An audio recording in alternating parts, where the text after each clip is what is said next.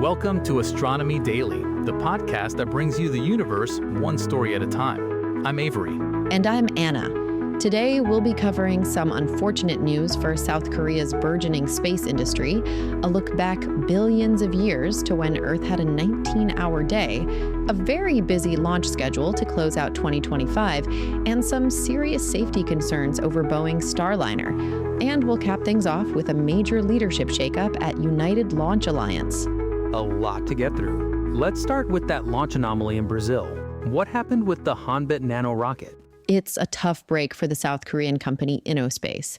Their first commercial orbital rocket, the Hanbit Nano, unfortunately crashed just 30 seconds after liftoff from the Alcantara Space Center in Brazil. Only 30 seconds? Wow. Do we know the cause?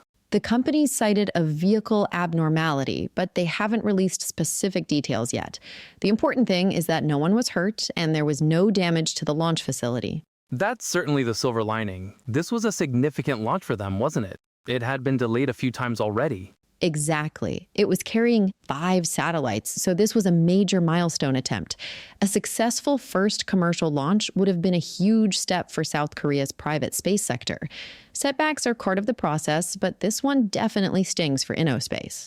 Right. Failure is always an option in rocketry, especially on a debut flight. We'll be watching to see how they bounce back. Absolutely. And it highlights the immense challenge for smaller private companies trying to break into the orbital launch market. It's not just about building a rocket. It's about securing funding, navigating international regulations, and building a track record. The barrier to entry is still incredibly high. That's a great point. While companies like SpaceX make it look almost routine now, each successful launch is built on a mountain of data from both successes and failures. Hopefully, Innospace can analyze what went wrong and come back stronger. A competitive launch market is good for everyone. Definitely. Now let's switch gears and go way, way back in time. Billions of years, in fact. Avery, did you know there was a period when Earth's day was stuck at just 19 hours long? Stuck? I know the day has been getting gradually longer as the moon moves away from us, but I've never heard of it just stopping. That's what's so fascinating. New research indicates that for about 1 billion years, from roughly 2 billion years to 1 billion years ago, the day length just flatlined at 19 hours. 1 billion years is not a short time. What could cause our planet's rotation to just pause its slowdown like that? It's a really cool celestial balancing act. We know the moon's gravity creates ocean tides that act like a brake on Earth's rotation, slowing it down. Right, the lunar tides. But the sun also creates tides, not just in the ocean, but in the atmosphere. The sun heats the atmosphere, causing it to bulge. This atmospheric tide, influenced by Earth's rotation, actually pulls on the planet, trying to speed it up. So you have the moon's gravity slowing us down and the sun's atmospheric heat speeding us up. Precisely. And during this specific billion-year period, the theory is that the two forces reached a perfect equilibrium. The atmospheric day was in resonance with the rotational day. The slowing effect from the lunar ocean tides was perfectly balanced by the speeding effect of the solar atmospheric tides. A tidal resonance. That's incredible. So the Earth was in a state of cosmic tug-of-war, and for 1 billion years, it was a perfect draw. Exactly. Eventually, other factors broke the resonance, and the moon's influence won out again, continuing the slow lengthening of our day to the 24 hours we have now. It makes you think about all the delicate balances that have shaped our planet's history. Absolutely. Imagine what life might have been like with 5 extra hours of darkness each day. That's the big question researchers are exploring now. A consistent 19-hour day-night cycle could have provided a stable environment for early photosynthetic organisms like cyanobacteria to thrive. Some theories suggest this long period of stability might have been a crucial factor in the Great Oxidation Event, where oxygen levels in the atmosphere began to rise, paving the way for more complex life. Well, coming back to the present, things aren't anything but slow. The last full week of 2025 is shaping up to be incredibly busy for space launches. It seems like everyone is trying to get their last missions of the year off the ground. What's on the manifest? Well, we already discussed Innospace's attempt. In China, CASC is expected to debut its brand new reusable Chang'e 12A rocket. That's a huge development for their reusable launch vehicle program. A direct competitor to SpaceX's Falcon 9. Indeed. Then, over in India, ISRO's launching a Bluebird Block 2 satellite. Russia has not one, but two Soyuz missions planned from different cosmodromes. A busy week for Roscosmos. And of course, you can't have a busy launch week without SpaceX. They're scheduled for their final Falcon 9 mission of the year, launching the CSG-3 satellite for the Italian Space Agency. It's a real flurry of activity to end the year. It really shows how global the space industry has become. Launches from China, India, Russia, and the US, all within days of each other. It's an exciting time to be following spaceflight. That's for sure. It's worth noting the diversity of these missions, too. The Chinese launch is a technology demonstrator for reusability. The Indian mission is for Earth observation. The Russian launches are likely for government and commercial payloads. And the SpaceX mission is for an Italian radar reconnaissance satellite.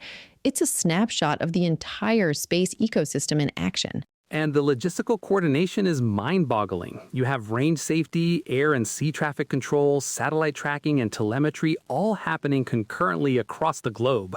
A fittingly chaotic end to a very busy year in space. Speaking of U.S. spaceflight, let's turn to our next story on today's rundown, which is a bit more sobering. It's about Boeing's Starliner and the fallout from its first crewed test flight. Yeah, that mission was eventful, to say the least. What's the latest? Well, NASA's Aerospace Safety Advisory Panel has come out with a pretty strong statement.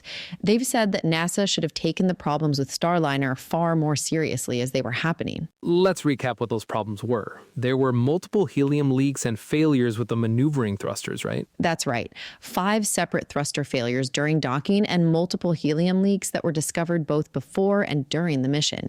The panel's main point of contention is that NASA never officially declared an in-flight mishap or a high-visibility close call. And not making that declaration has consequences. It does. According to the panel, this failure to officially recognize the severity of the issues led to an extended period of uncertainty. It put a lot of stress on the workforce at NASA and Boeing, who were trying to troubleshoot these serious problems without the formal structure and resources that come with a mishap declaration. So they were essentially trying to manage a crisis without being allowed to call it a crisis. That sounds incredibly difficult. Extremely. And the end result speaks for itself. The 2 astronauts, Butch Wilmore and Suni Williams, ended up staying on the International Space Station for 9 months, while engineers tried to figure out if Starliner was safe to bring them home. And in the end, it wasn't. They came home on a SpaceX Dragon capsule. That's the crucial point. The Starliner capsule had to return to Earth empty. Having your crew return on a competitor's spacecraft because your own was deemed unsafe is a massive blow to the program's credibility. The safety panel is basically saying that if NASA had been more forthright about the problems from the start, a lot of this prolonged uncertainty and stress could have been handled better. It's a tough lesson in transparency and risk management. You never want to see a situation where you have to rely on your backup transportation system for a crewed mission. It really underscores the value of having redundant, reliable systems like SpaceX's Dragon. It absolutely does. There's a lot for both NASA and Boeing to learn from this incident before they even consider putting another crew on Starliner. Absolutely. And the post-flight investigation is digging into the root causes. The helium leaks, for instance, seem to be related to seals that become brittle at extreme temperatures. But the thruster issue is more complex. It's a propulsion system that has seen numerous issues throughout its development, and the failures during this critical mission pointed to a potential systemic design flaw in the reaction control system. A systemic flaw is the last thing you want to hear about on a crewed vehicle. So what's the path forward for Boeing? Is the Starliner program salvageable at this point?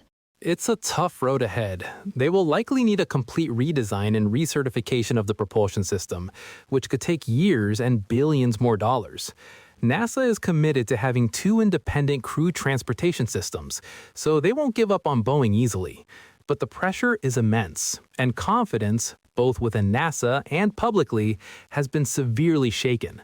They have to prove, beyond any doubt, that Starliner is safe before anyone else straps in for a ride.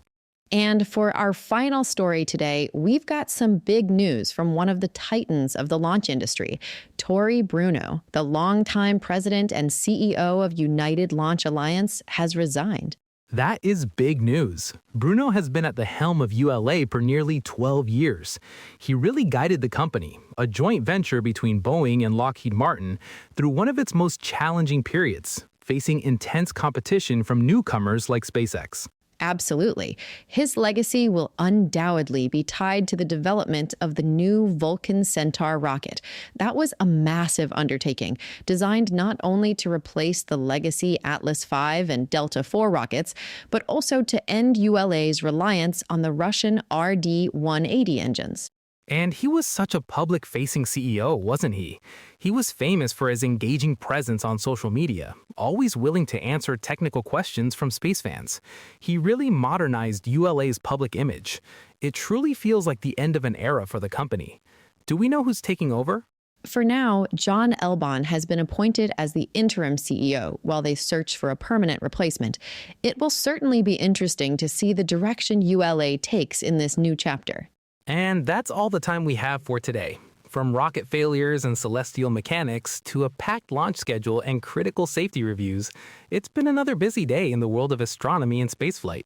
Thanks for tuning in to Astronomy Daily. We'll be back tomorrow with more news from across the cosmos. Until then, I'm Anna.